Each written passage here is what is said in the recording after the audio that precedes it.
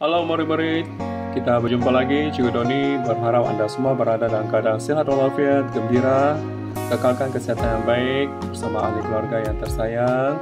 Dan yang paling penting, teruskan semangat, jangan mudah putus asa, jangan mudah mengeluh dan menyalahkan kepada siapa-siapa. Dan cikgu doakan kita dipermudahkan segala urusan. Contoh soalan 8, Raja menunjukkan titik pulang modal Aminah Enterprise yang beroperasi di kota Marudu. Raja menunjukkan graf TPM di mana titik TPM menunjukkan jumlah hasil adalah sama dengan jumlah kos. Diberi jumlah hasil dan jumlah kos ialah Rp3.000. Titik TPM, jumlah pengeluaran ialah 500 unit. Soalan E, apakah Y? 1. Markah. Jadi Y ialah kos tetap ataupun kos malar. Soalan B, jelaskan kesan kepada Aminah Enterprise sekiranya pengeluaran cendol berada di kawasan berlorek. Berdasarkan graf yang diberi, kawasan yang berlorek adalah merupakan kawasan untung. Apabila diberikan soalan ini, calon perlulah mengetahui kata tugas soalan jelaskan. Merupakan ataupun menghendaki calon memberikan jawapan, fakta, ataupun huraian ringkas, ataupun contoh yang sesuai berdasarkan situasi ataupun graf yang diberi. Kemudian gariskan kata kunci soalan. Antara yang penting di sini kesan kepada Aminah Enterprise.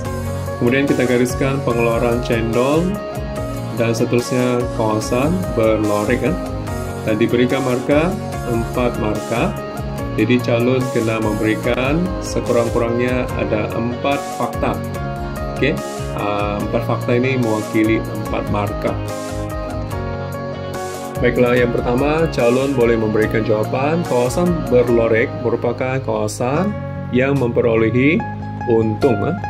Yang kedua, unit pengeluaran perniagaan ini kita dapati melebihi 500 unit. Yang ketiga, berdasarkan graf, jumlah hasil melebihi jumlah kos. Ataupun calon boleh menulis jawapan jumlah hasil melebihi titik pulang modal atau TPM huruf besar. Yang keempat, perniagaan ini mengalami tingkat kecekapan yang tinggi. Dan kita boleh buat tambahan jawapan yang kelima, kos seunit pengeluaran perniagaan ini adalah rendah. Dan seterusnya yang keenam, kita boleh tambah perniagaan ini menikmati ekonomi bidangan. Contoh soalan 9, mengapakah penyata pendapatan penting kepada usahawan? 4 markah. Kata tugas soalan mengapakah menghendaki calon memberikan jawapan tentang kelebihan ataupun kebaikan penyata pendapatan kepada seseorang usahawan. Calon dikehendaki memberikan sekurang-kurangnya 4 kebaikan atau 4 kelebihan penyata pendapatan kepada usahawan sesuai dengan jumlah markah 4 markah. Baiklah, antara kebaikan penyata pendapatan kepada usahawan, yang pertama dapat meramal prestasi perniagaan. Yang kedua, penyata pendapatan dapat merancang strategi bagi meningkatkan keuntungan perniagaan. Yang ketiga, penyata pendapatan ini dapat mengawal perbelanjaan ataupun dapat sekurang-kurangnya mengurangkan kos pengeluaran. Seterusnya, yang keempat, dapat mengetahui akaun untung rugi.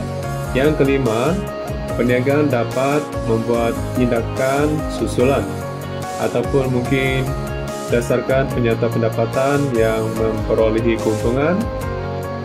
peniaga boleh menambah dividen. Dan seterusnya, dapat meyakinkan pihak bank ataupun pihak pelabur. Dan yang ketujuh, sebagai garis panduan bagi pelaksanaan perniagaan.